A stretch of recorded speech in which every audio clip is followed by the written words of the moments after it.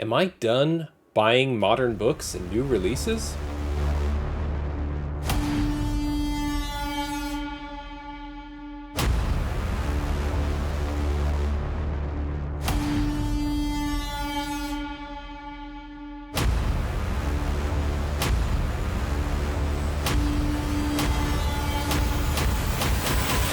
Hey there, today I have an unboxing video, and in this video I have in an order that I recently placed with Midtown Comics.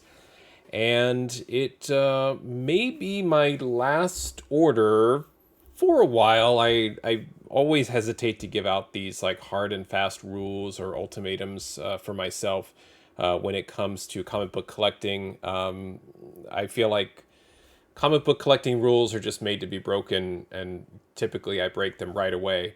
But I am going through I don't know, just a a period of reflection on how I've been collecting over the past few years, what I've been spending my money on, looking at the market in different ways. And certainly, I think the consensus among the comic book collecting community that really cares about the value of their books, graded, raw, or otherwise.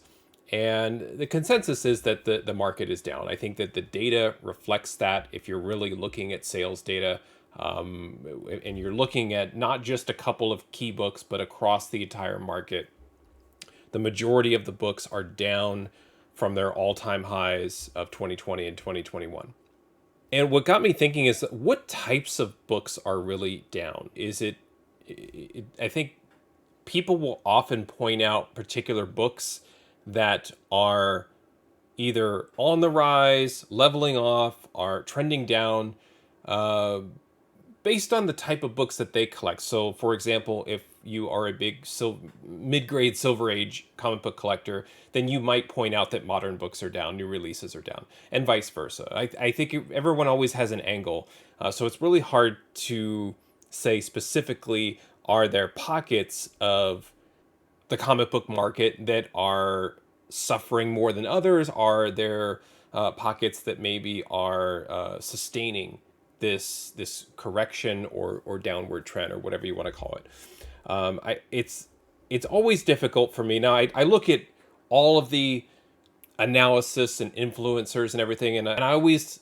listen to what people are talking about, and I follow a lot of people that I disagree with because I really want lots of different input. I love different perspectives. I don't want it to just be mine and mine alone.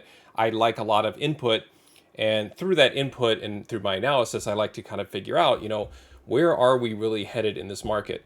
There's something about the new releases right now that, and I don't have a lot of hard evidence to support this other than my own sort of gut visceral reaction to a new release. And I just feel like in today's market, the majority of books being put out are just not holding their value. There are books that I will unbox here on the channel, and then I will grade them and everything, and there might be new releases in there or an FOC order, and they'll just sit in a pile here, and I won't put them away. I won't catalog them, and I'll kind of just scratch my head like, I could have bought the same books a month later when they went on sale for 50% off. And I may just not be as strategic as I used to be, where I was kind of honing in on very, very specific new releases, buying multiple copies, and sort of striking gold with those specific picks. Now it just feels like everything's just a bit watered down, and the the duration, the window with which a brand new book sort of jumps and then falls back down, crashes, if you will, it's so much shorter than it used to be. I mean, we used to see comic book flippers push and hype a book for months and months and months, and then eventually the flippers would make their money, the books would settle down, and off we go. Now it really feels like it's even week to week, or even a few days apart, where a book is really, really hyped, it's crazy expensive, it's really valuable, and then it just, I don't want to say tanks, but it definitely drops way below. And this is happening, I think, more and more with brand new releases and modern books.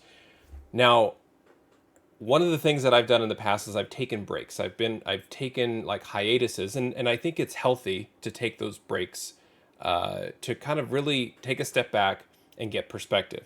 When I'm buying new releases, I often will have a digital pull box or subscription service where I'm just sort of blindly getting the same titles, the same series, same characters over and over and over, and it just becomes filler in my collection. And typically, when I do that, there's usually maybe half a dozen books during that time period where I'm on my break that just absolutely pop and take off. So Black Panther 3 is one. Daredevil 25, first Elektra as Daredevil. There are books like that that I just completely missed because I was not actively buying new releases. And then I feel like, well, no, that is where the value is at. The value is with finding those specific new releases. But what I have learned is that instead of buying however many new releases that you buy, it could be 5 or 6, it could be 50, it doesn't matter, that if a book does take off, there's almost like a second wave of opportunity where you can jump in and pay a little bit more to get in on a book before it really takes off if you believe in it. And Black Panther 3 is a great example for me. I didn't end up with 100 copies, but I got a few copies in sort of the secondary market or aftermarket, and that book continued to gain value beyond what I paid for it. Looking around here in my comic cave, Something is Killing the Children #1, Strange Academy #1. There's lots of opportunities where you get that first wave of momentum where it's like, hey, this book is sold out, it's not available. And then all of a sudden, a batch of these come back in a wave. And that's when I like to kind of jump back in. Now, you're paying 4, 5, even maybe 10 times cover sometimes. And it could be that pre-discounted cover price, so maybe 8 times is more realistic from just the actual what's printed on the book cover price. So it does seem like, well, somebody's making some money off me if they bought 5 or 10 of these books and they're selling them at 5x or 10x.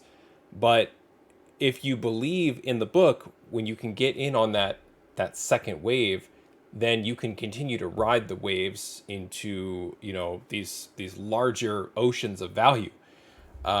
So I forget about that sometimes, and a lot of times I just want to buy books. I want to get the new releases. I want to get modern books because a big part of my collection is moderns, and that value that modern books and new releases has brought to my collection has allowed me to go out and buy keys and things that much older books that I never had access to when I was a younger collector. So that's where I'm really torn. Is like, well, if I get rid of all of my moderns and new releases, and not get rid of out of my collection, but purge them from sort of my comic book purchasing budget, and I really only focus on either older slabs, mid-grade bronze and silver age, maybe a few heritage auction keys or something like that, right? If I just sort of focus on that, I don't feel like there's anything behind it other than really my own money. And a lot of times I feel like if I can get a few moderns or maybe a few copies and I can sell one, or I can get one graded and sell the slab, it feels like the modern book and the new release book is a great generator for opportunity to purchase other keys and potentially even grails. But on the other hand, just buying them blindly is kind of what I'm cutting out. So that's really what I want to cut out. And I want to get to this unboxing. It's from Midtown Comics, which I bought a lot of comics from back in 2019 and 2020, and then I stopped altogether. And then in 2022, I started buying again. So I kind of take my breaks and go back and forth on this. But these are some books that it's a mix of new releases and recently released moderns that have picked up a little bit of value and attention. So this is a very typical, I would say, sort of new book order that I have been placing, that I'm not going to place for a while. And it will also give me an opportunity to kind of go through my backlog of orders that I still have yet to unbox, that include new releases, FOC orders, and all of those things that I mentioned. So it'll give me a chance to kind of catch up in that regard, and really be more selective when I'm looking at the back issues from the eras that I really do want to add to my PC, either permanently or at least for the long term. So let me get to the unboxing. We'll look and see what I got in this order, and then I'll compare what I paid for the order against current fair market value and see how I did. So let's get to the unboxing. Okay, here is that order from Midtown Comics that I placed at the end of May 2022. And go ahead and get this open.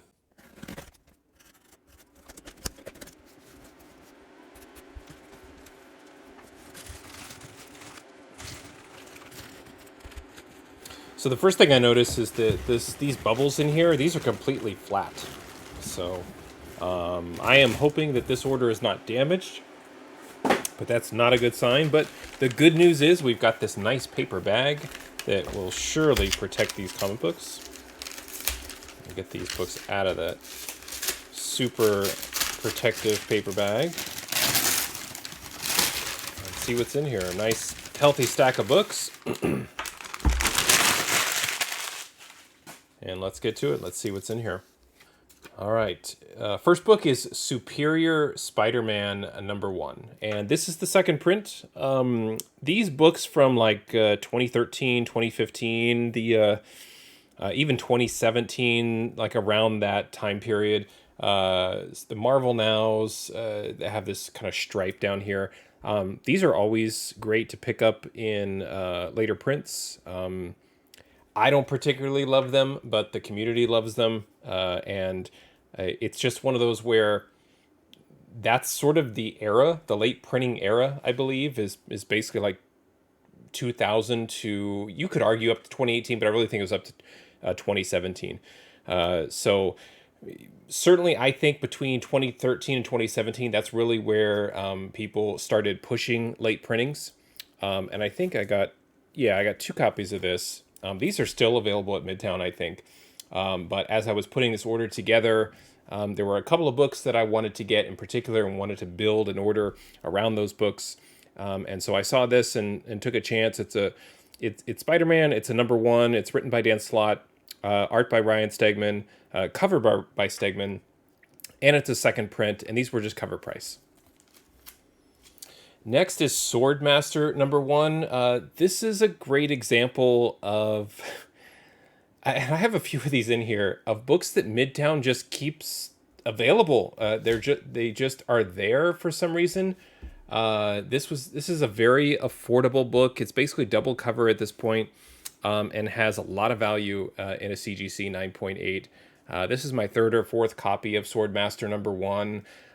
It has kind of an anime style for the art. Also, the Swordmaster, spoilers, becomes the new Iron Fist. So there's a little bit of speculation or character linkage or lineage here with that. But this is a book, and there's a handful of these. Like another one is Spider-Man #1 with Miles and Peter on the cover. Books like that, for some reason, they just sort of hang around at Midtown, and there's a lot of really good, sneaky, hidden value in there. This is another one, and I got 2 copies. This is Thor, God of Thunder #1. This was below fair market value. I have a couple other copies, and again, just this is the issue before the first appearance of Gore the God Butcher, written by Jason Aaron, art by Asad Ribic. Great cover, great first issue. I think a lot of value here, and I keep grabbing these from Midtown as well. Next one is New Avengers 33. Now, I grabbed this for a couple of reasons. #1, we have a Gabriel D'Otto Doctor Doom cover. Really, anything with Doctor Doom these days seems to be attracting speculators in swarms. So I wanted to go ahead and grab this. This is also just sort of like a prelude to Secret Wars 2015. You'll see her in a moment. A little bit of a Secret Wars theme in this unboxing. But New Avengers 33, this is the second run of New Avengers. And I really didn't have a lot of these. This was kind of like when I was on one of those hiatuses, and I figured, sort of not prequel, but a lead-in story for Secret Wars. Doctor Doom on the cover, great Doom cover. I think it's kind of unfortunate. It does have that Marvel Now stripe and a little bit of the Secret Wars header, but it would make for a great Virgin cover, or if I could just crop it right there. But yeah, had a number of things going for it, so wanted to pick that up. All right, so now we're getting into the sort of the Secret Wars run, or I guess they'll be sprinkled in here. This is Secret Wars #1.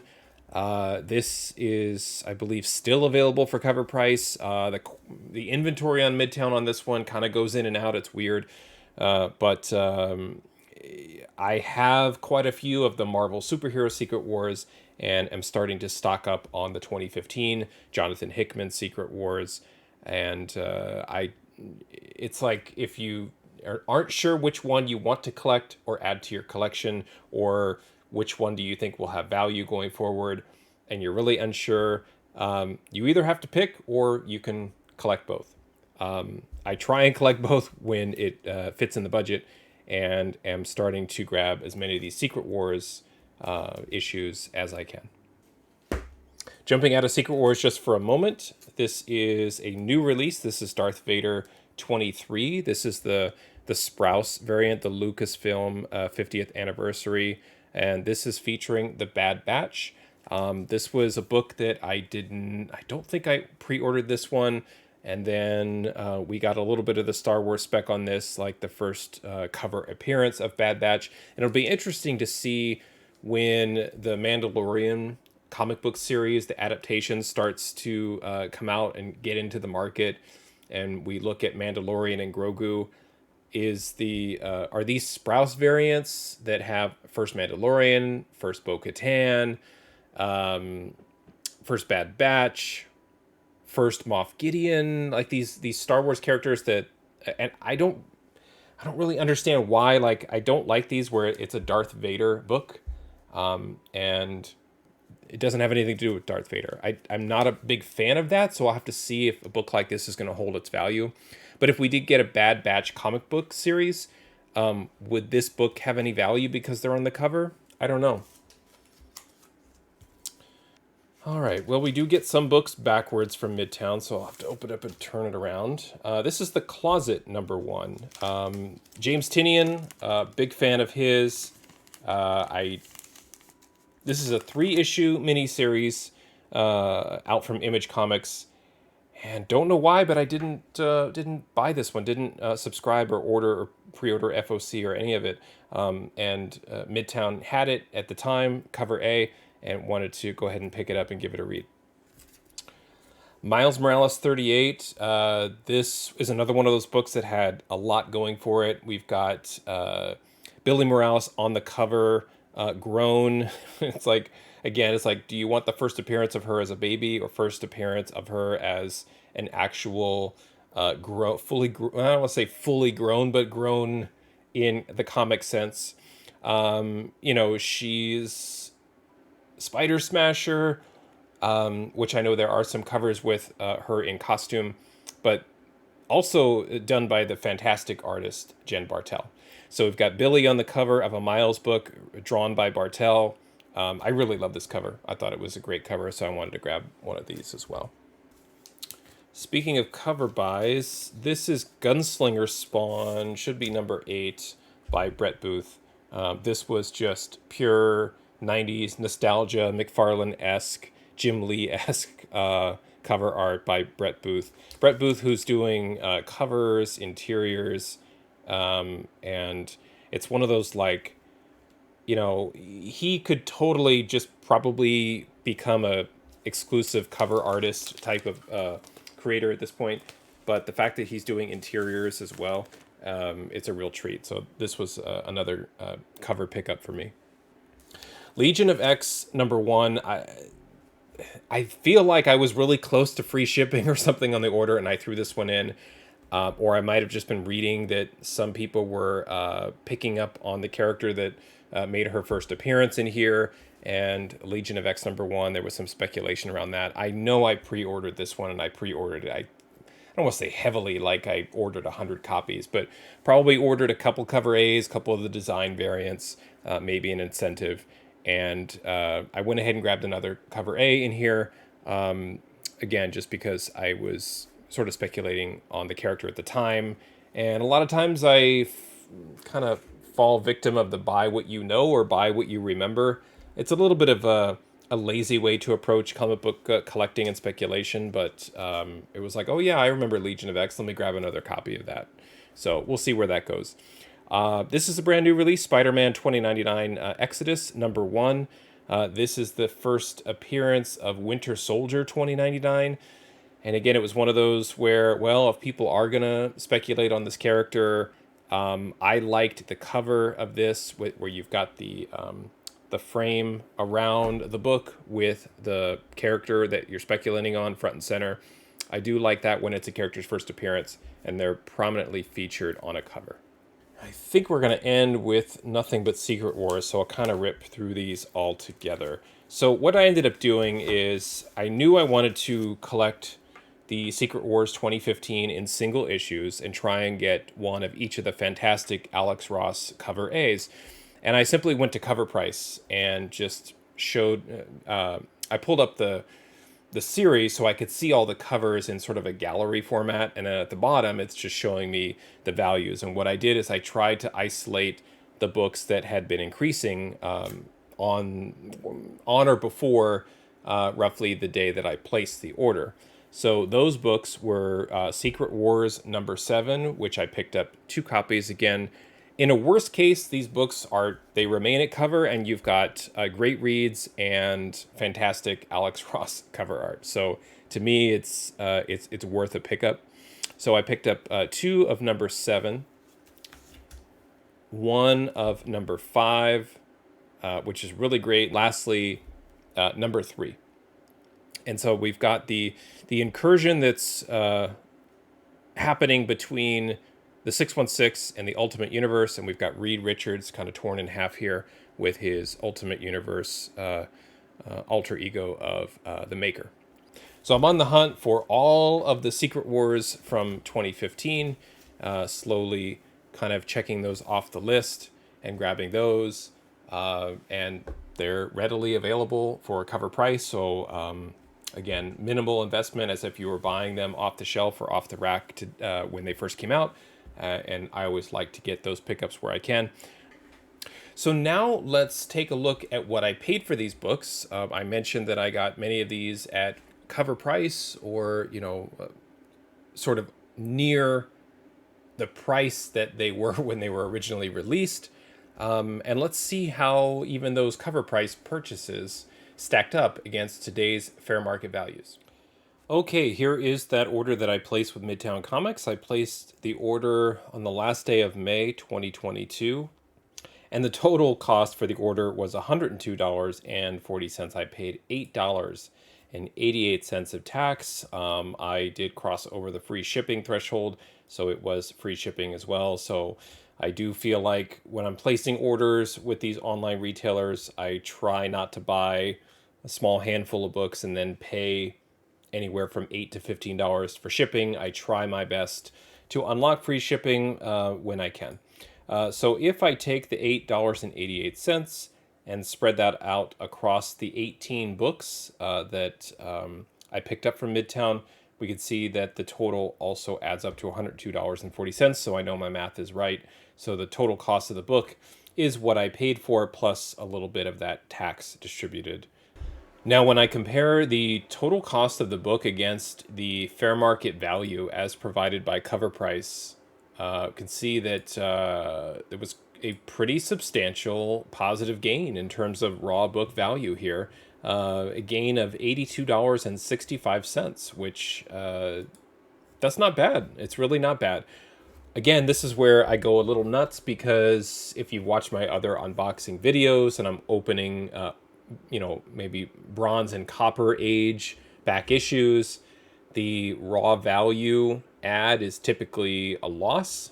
And I really talk about the high grade investment potential with those orders. This is just straight books, new release books, These are all Marvel. They've got the Marvel paper. With the digital code inside. Like, it's all that sort of style of book. And I'm buying a lot of these for roughly cover price, somewhere between $4 and $6, except for Thor: God of Thunder #1, which I paid $12.49 for that one, but that has a fair market value of almost $20, so a $7.10 gain on each of those. But this is kind of what I'm doing, and what I'm thinking about is, I would say, raw value ads like this from just a standard new release or new or recently released books typically come back for me with a little bit of positive value. A lot of these too, I didn't see. I have to open these up and see. I didn't see if there was a lot of damage from transit. It doesn't look like there was. I mean, I'm just opening randomly Secret Wars #3, and it looks like the book is just in bad shape altogether. It's hard to see here, but there's dings and all over and lots of color rub, but I don't see any sort of in transit type of damage. So it's unfortunate that this book is rather beat up, and that was a random book that I picked.